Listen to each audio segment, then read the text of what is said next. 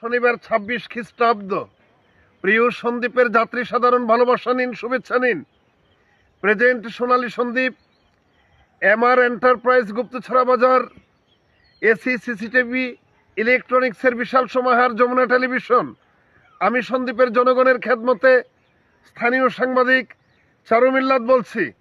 স্বপ্নের ফেরি বাঁশবাড়িয়া থেকে ছেড়ে যাবে সকাল 10টার, সন্দ্বীপ থেকে ছেড়ে যাবে বিকেল 3টা। দ্বিতীয় টিপ অনিশ্চিত স্টিমার সন্দ্বীপ থেকে ছেড়ে যাবে 11টা, আর বাঁশবাড়িয়া থেকে ছেড়ে যাবে 1টা 30 মিনিট। নৌপথে আপনাদের যাত্রা শুভ হোক, নৌপথে আপনাদের যাত্রা নিরাপদ হোক।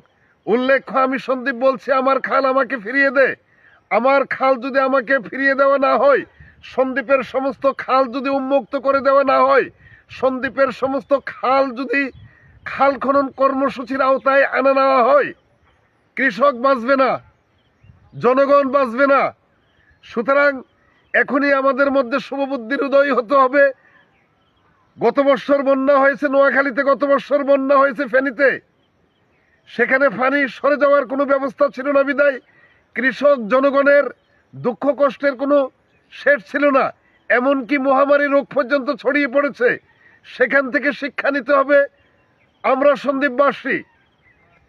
সবশেষে প্রবাদ সন্দ্বীপ সুবিনির প্রকাশিত হতে যাচ্ছে শীঘ্রই।